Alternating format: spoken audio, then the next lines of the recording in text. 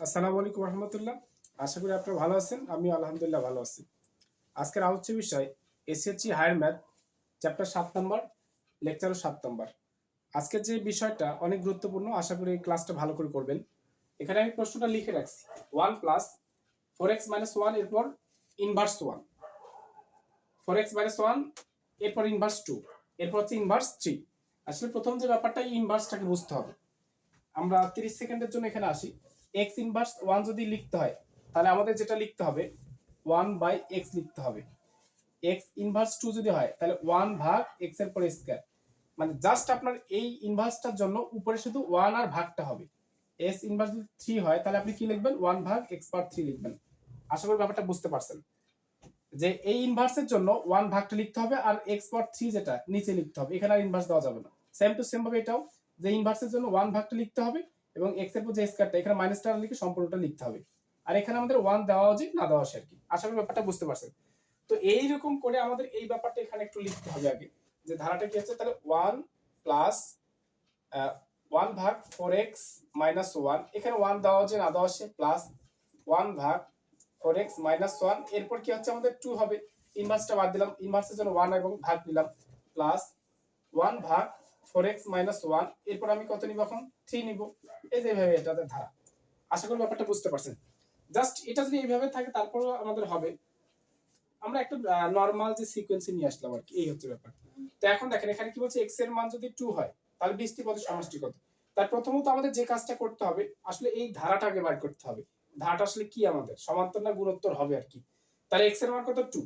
তাহলে আপনি এই প্রথমটা তো ঠিক আছে, কিন্তু এখানে x এর মান যদি আপনি 2 বসান, তাহলে কি হবে আপনি বলেন দেখি। এখানে এটাকে বাইর করে নেবেন, x 4x-1 ইকুয়াল টু কত হবে আর কি। তাহলে এখন দেখেন x এর মান কত? 2 -1, তাহলে কত হচ্ছে আপনার বলেন তো? 4 দুগুণ 8, 8 থেকে একবার দিলে হয় 7। দেখেন একটু ভালো করে মনোযোগ দেন। 4x-1, 4x-1, 4x-1, তাহলে একটা যদি আমি 7 বাইর করি, তাহলে আমাদের এই ধারাটা কি হচ্ছে বলেন তো? এই ধারাটা কি এরকম হচ্ছে না, যে 1 প্লাস 1 ভাগ 7 প্লাস 1 ভাগ 7 এর পর স্কয়ার প্লাস 1 ভাগ 7 এর পর কিউব প্লাস, এইভাবে ধারাবাহিকভাবে চলতে থাকবে কিনা বলেন? আশা করি ব্যাপারটা বুঝতে পারছেন। এখানে x এর মান বসাইতে বলছে 2, তাই কত হচ্ছে 4x-1। তাহলে 4x-1 একখানে আছে, এখানে আছে, এখানে আছে এবং এখানে আছে, প্রত্যেক জায়গায় 4x-1 আছে। তাহলে এক জায়গায় যদি আমরা 2 বসাইলাম, তাহলে 4 দুগুণ 8, এখানে 1, তাহলে হচ্ছে কত? 7 হচ্ছে। তাহলে এখানে 7, এখানে 7, এখানে 7, উপরের পাওয়ার গুলো শুধু একই থাকবে। আশা করি ব্যাপারটা বুঝতে পারছেন। আর আপনি যদি বলেন যে 7 এর পর স্কয়ার গুণ করে এইভাবে কাজ করে নেবেন, আসলে আপনাদের জন্য এটা কঠিন হবে আর কি। এই নিয়মটা আসলে ইজি। এখন বলা হয়েছে কত? 20টি পদের সমষ্টি কত। আচ্ছা বলেন তো, এইটা কোন ধারা আমাদের হয়েছে? এখানে আমাদের কোন ধারাটা হয়েছে এখানে? তা অবশ্যই বলতে পারবেন, এটা হচ্ছে আমাদের একটা সমান গুণোত্তর ধারা হয়েছে। যে প্রথম পদ a = 1 এবং r = কত হচ্ছে 1 ভাগ 7 ভাগ 1, তাহলে কত হবে আমাদের? 1 ভাগ 7। আর এই 1 ভাগ 7 বলেন তো এখানে কি 1 এর চেয়ে বড় না ছোট? অবশ্যই 1 এর চেয়ে কিন্তু ছোট। যে 7 ভাগের 1 ভাগ, 7 ভাগের 1 ভাগ, আর 1 এর চেয়ে এই মানটা ছোট। আর আমরা তো সমষ্টি নির্ণয়ের সূত্র নরমালি জানি। সেই সূত্রটা কি? আমাদের দুইটা সূত্র ছিল। কি কি সূত্র ছিল আমাদের? দুইটা। একটা 1 এর চেয়ে বড় হলে কি হবে, একটা 1 এর চেয়ে ছোট হলে কি হবে। তা আপনারা বলেন এই মুহূর্তে কোন সূত্রটা পড়বে? এই মুহূর্তে কি 1 যেটাতে বড় সেটা সূত্র হবে, তাহলে 1 হবে সামনে। তাহলে কত হচ্ছে আমাদের? Sn = 1 into 1 minus r per n, আর হচ্ছে কি 1 minus r। এই সূত্রটা হবে। কেন এই সূত্রটা হবে? যে 1 আমাদের এই মুহূর্তে কিন্তু বড়। এই যে r এর যে মানটা আমরা বাইর করছি, এই r এর মানটা কিন্তু আমাদের ছোট। এই r এর মানটা কিন্তু আমাদের ছোট।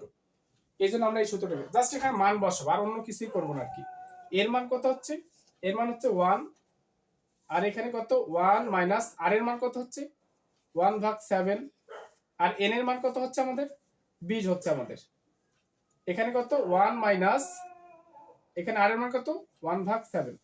আশা করি ব্যাপারটা বুঝতে পারছেন। জাস্ট আমি মান বসাইছি আর কি, ক্যালকুলেশন করতে হবে আর কি। এখন দেখেন নিচেরটা কাজ করলে আপনার যেটা হবে, যে 7 আর 7 একে 7, 7 থেকে একবার দিলে হয়ে যায় 6। 7 একে 7, আমি ক্যালকুলেশন একটা কিন্তু আপলোড করছিলাম, আপনারা এই ক্যালকুলেশন গুলো করে নেবেন আর কি, বা দেখে নেবেন ক্লাসটা আর কি।